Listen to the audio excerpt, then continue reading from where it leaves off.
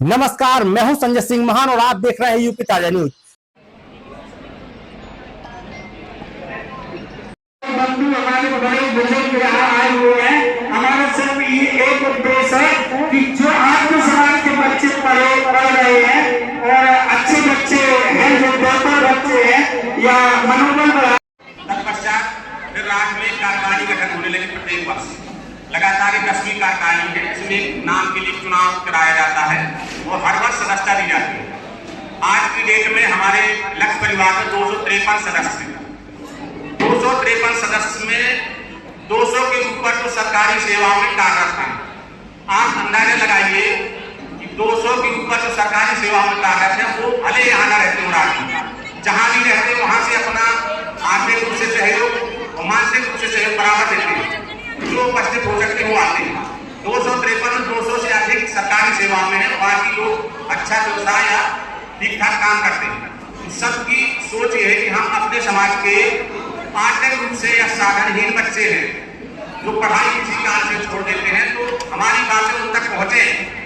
आप आर्थिक रूप से विपन्न नहीं है क्योंकि लक्ष्य परिवार आपके साथ है और हम कोशिश करते हैं कि गांव-गांव तक पहुंचे और सभी लोग जो गार्जियंस बैठे हैं, जो बच्चे हैं, लगे कि आपके गांव में कोई बच्चा गरीब है और वाकई में लगनशील है, पढ़ के कुछ करेगा, उसकी सूचना हम तक पहुंचाइए।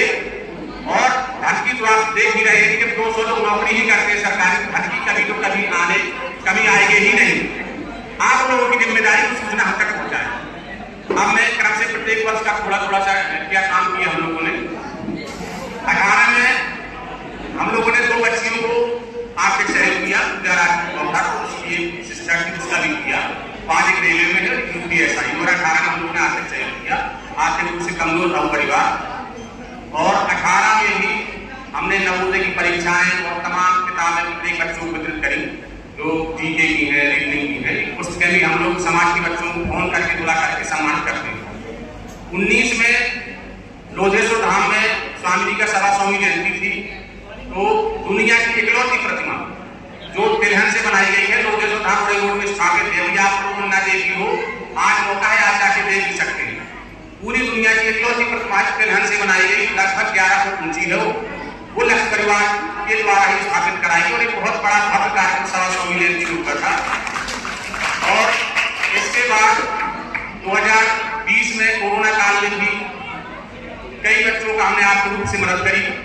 उसमें सभी बच्चे जाकर सिलेक्टेड हो गए और वो लक्ष्य के सदस्य भी बने हैं, क्या अपने तरीके से समाज का काम कर रहे हैं। और कई बच्चों का या तो अपने समाज के लोग या कई अन्य समाज के लोग भी हमारे पास लक्ष्य परिवार के पास आए हैं।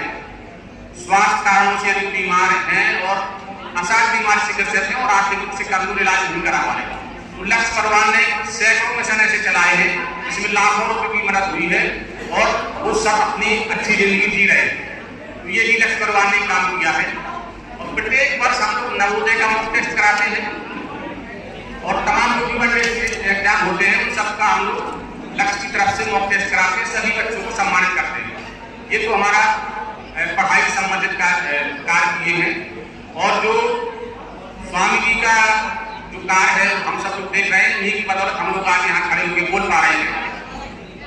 स्वामी जी का जो नाम है, इतिहास को देखा होगा आप लोगों ने कि उतना नहीं है जितना होना चाहिए। और ये कहीं ना कि हमारे क्षेत्रवासियों की कमी है और हमारे समाज की कमी है कि हम स्वामी जी का नाम कहाँ तो उनके विश्व पटल के लिए उसको ले नहीं जा पाए, लोगों तक वो पहुंचा नहीं पाए, देश में प्रसारित नहीं कर पाए। उसके लिए लक्ष्य का के सहयोग से ही स्वामी ब्रह्मानंद पुरस्कार समिति चलती है, जिसमें प्रत्येक वर्ष देश के प्रतिष्ठित शिक्षक जो समाज के हित में काम कर रहे हैं, जैसे आनंद सर सुपर 30 के संस्थापक खान सर, डॉक्टर भरत सारंग जी और ऐसे तमाम शिक्षकों को हम लोग प्रत्येक वर्ष 13 सितंबर को स्वामी जी की कर्मस्थली ब्रह्मानंद महाविद्यालय के खंड मंदिर हॉल में स्वामी ब्रह्मानंद पुरस्कार देते हैं।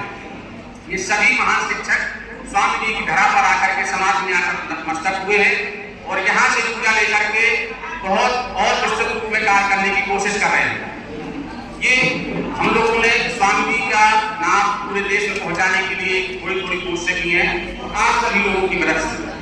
लक्ष्य परिवार की तरफ से 2021 में प्रधानों का 3 दिनों के ग्राम प्रधानों का सम्मेलन किया गया था। उसमें लगभग 90% प्रधान, जिला पंचायत सदस्य, अध्यक्ष, ब्लॉक प्रमुख सभी बुलाए गए।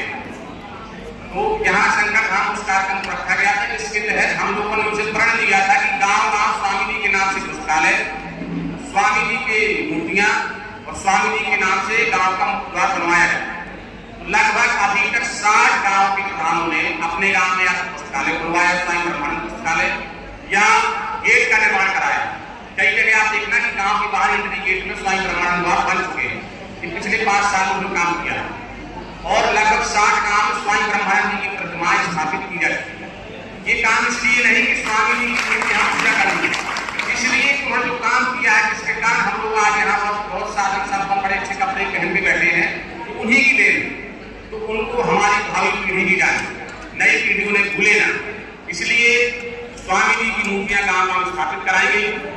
तो इसके लिए लक्ष्य परिवार के सदस्यों ने काफी मेहनत की और हम लोगों का मुख्य ध्येय यह रहता है कि एजुकेशन में हम लोग और आगे बढ़े।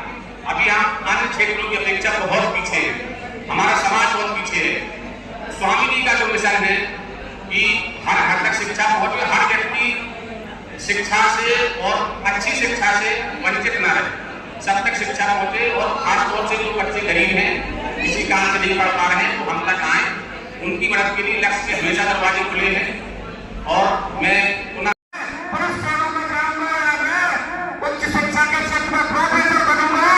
तो मुझे लगता नहीं है कि आप अपना ये संघर्ष पूरा न कर पाए। स्वामी जी ने जो 7 प्रतिज्ञाएं की, वो महान प्रतिज्ञाएं थी। आप गूगल कर लीजिए, विश्व के किसी भी ऐसे संत ने आज तक ऐसी प्रतिज्ञाएं नहीं की। पहली प्रतिज्ञा ये की कि धन हाथ से कभी जीवन पर्यंत नहीं छूऊंगा। कौन सी प्रतिज्ञा थी? जिसके लिए हम नेता बनते हैं, व्यापारी बनते हैं, झूठ बोलते हैं, मक्कारी करते हैं, बेईमानी करते हैं भाई से।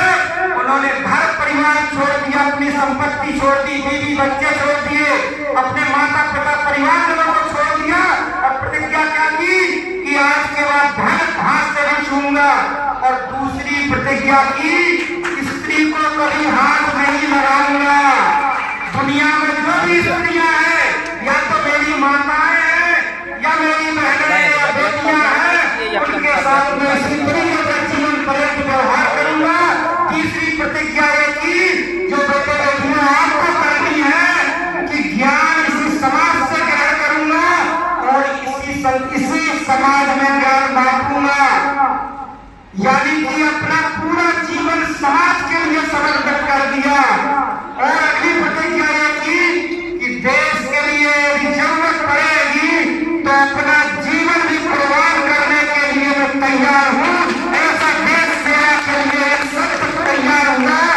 और इसके बाद उन्होंने कहा कि हमारी जो कृषि और जीविका के लिए सबसे महत्वपूर्ण पशु था तत्कालीन समय में, गौ सेवा करने का जीवन पर्यंत कर लेता हूँ। क्योंकि हमारी पहले अर्थशास्त्र की इकोनॉमी धन खान, इससे जानी जाती थी। राजा वो बड़ा होता था जो सबसे बड़ा गौपालक पशुपालक होता था, और हम सारे लोग उसी गौपालक पशु और खत्री जाति में पैदा हुए हैं। तो स्वामी जी ने अपनी जाति, समाज और इस खत्री और पशुपालकों के लिए प्रतिज्ञा की कि जीवन पर्यंत गौ की सेवा करेंगे। बंधुओं, इसके बाद उस संत ने, जिस प्रकार गौतम बुद्ध ने पूरे भारत का भ्रमण किया और उन्हें ज्ञान प्राप्त हुआ, इसी प्रकार संत स्वामी ब्रह्मानंद जी ने पूरे देश का भ्रमण किया और उनको ज्ञान प्राप्त हुआ। और ज्ञान क्या प्राप्त हुआ? ये प्राप्त हुआ कि मेरा जो क्षेत्र बुंदेलखंड है, भारत के दूसरे क्षेत्रों से बहुत पिछड़ा हुआ है। विभिन्न प्रकार की इनके अंदर बुराइयां उत्पन्न हो गई हैं, जैसे कि नशाखोरी, जुआ और आपसी लड़ाई झगड़े जो बात पर मर्डर कर देते हैं। तो ये बुराइयां पैदा हो गई हैं। उनको ये ज्ञान प्राप्त हुआ कि ये सारी फसाद की जड़ है, इनमें शिक्षा का अभाव होना। तो स्वामी ब्रह्मानंद जी ने प्रतिज्ञा जो अपनी की थी, वो हिमालय की तराई से लेकर के रामेश्वरम तक 1917 से लेकर के 1932 में आकर के ये संकल्प किया कि मैं क्षेत्र को शिक्षा के रूप में समृद्ध करके दिखाऊंगा, और उन्होंने पहला विद्यालय जाकर के भोरी में खोला। और किनके सहयोग से खोला? जिनके पौत्र को आपने सांसद बनाया है, उनके बाबा थे वृंदावन सिंह जी रईस लड़कुआ। उन्होंने भोरी में स्वामी विवेकानंद जी को जमीन दान दी और उन्होंने वहां विद्यालय खोला। परंतु स्वामी जी राष्ट्र सेवा के लिए भी संकल्पित थे, तो वहां पर राष्ट्रीय जो आंदोलन चल रहा था स्वतंत्रता संग्राम का, उस आंदोलन से भी जुड़े हुए थे। तो वो बच्चों के साथ साथ आप जैसे नौजवानों